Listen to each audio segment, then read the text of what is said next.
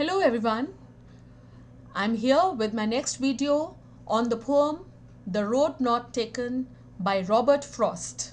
This is for the students of class 9 and this poem is in the book Beehives.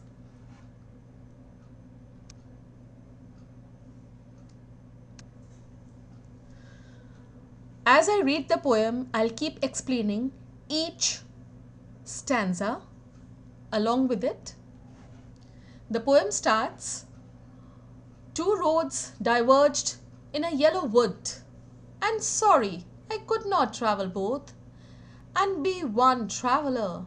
Long I stood, and looked down one as far as I could, to where it bent in the undergrowth.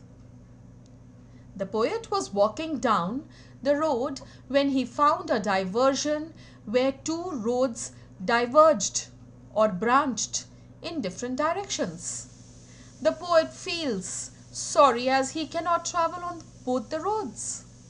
He has to make a decision and choose a single path. At the junction, the poet stood for a long time and tried to look at the roads as far as he could. He wanted to see the roads and wanted to know about both the paths. But he could not see anything beyond the diversion as the roads were curved and covered with the trees. In the stanza, the yellow wood refers to the forest with leaves which were shed on the road and had turned yellow. This indicates that it was autumn season. Through this stanza, the poet wants to convey that in everyone's life, there comes a time when we have to make choices. We have alternatives, but we have to choose only one. At that time, we see the pros and cons of the situation and take the time to decide which path to take. Similarly, the poet is also taking time before making any decision. Stanza 2. Then took the other just as fair, and having perhaps the better claim, because it was grassy and wanted wear.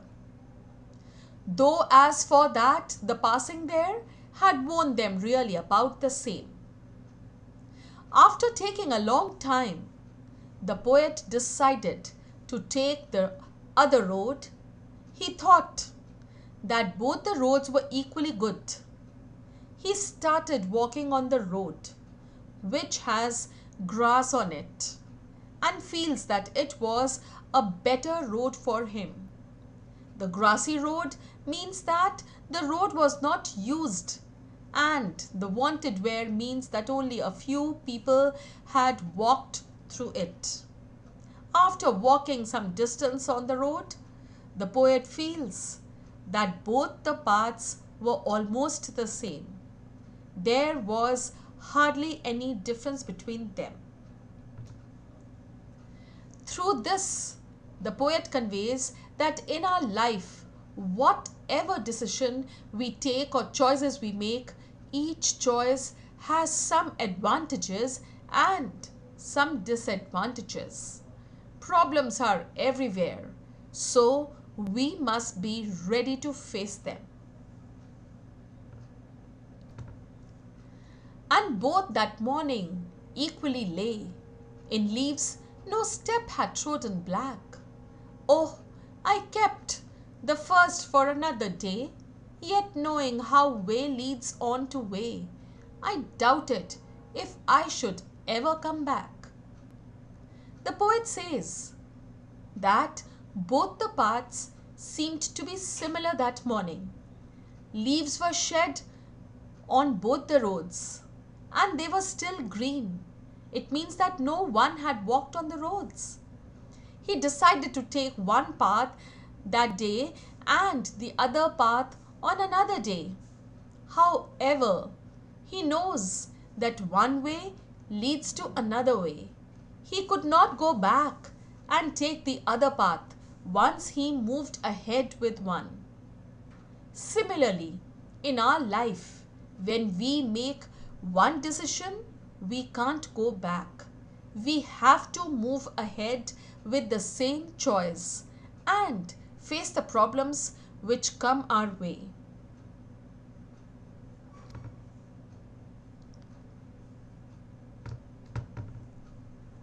Stanza 4. I shall be telling this with a sigh.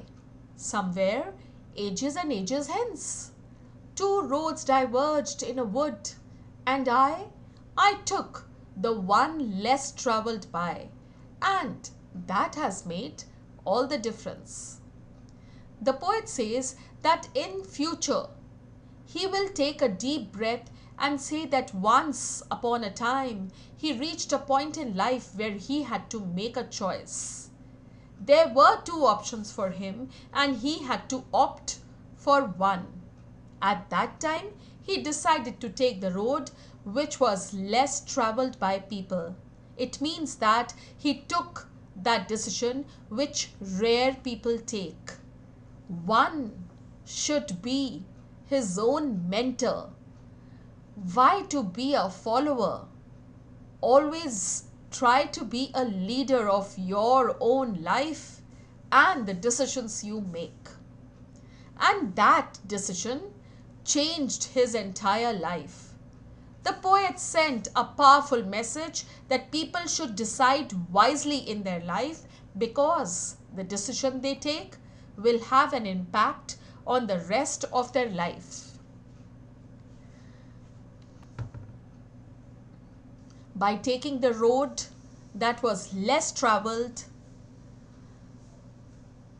it shows that the poet is adventurous and is capable of taking challenges in life. Risks are involved in all directions. One should be very, very clear with their own choice so that he does not regret later on. Let us see the theme of the poem. It tells us to be careful in making decisions in life. One should be very wise and careful while making choices, as our choices shape our future. Also, once we make a decision, it is very difficult to change and start over again. One bad decision could make us regret throughout life. All this depends on the choices we make today. Let us quickly see the poetic or the literary devices. Number 1, rhyme scheme. The rhyme scheme of the poem is A-B, A-A-B, and it is a regular rhyme scheme. That means the whole poem has got the same rhyme scheme. Number 2, symbolism. Two roads that represent two or more choices in our life. The third poetic device is anaphora and is repeated at the beginning of lines 2, 3 and 4. Alliteration. Wanted where. The W sound is repeating. First for. F sound is repeating. Though that. The sound is repeating. Number 5. Repetition. Ages is a word that has been repeated again. Twice. Two roads diverged in a wood. This sentence is also repeated in stanza 1 and 4. Repetition is used by the poet to emphasize or stress on something. Ages and ages means after a very, very long time. And two roads diverged in a wood. This line is repeated twice in the poem to stress on the choices that man has to make in life when he has got alternatives. Number 6, personification.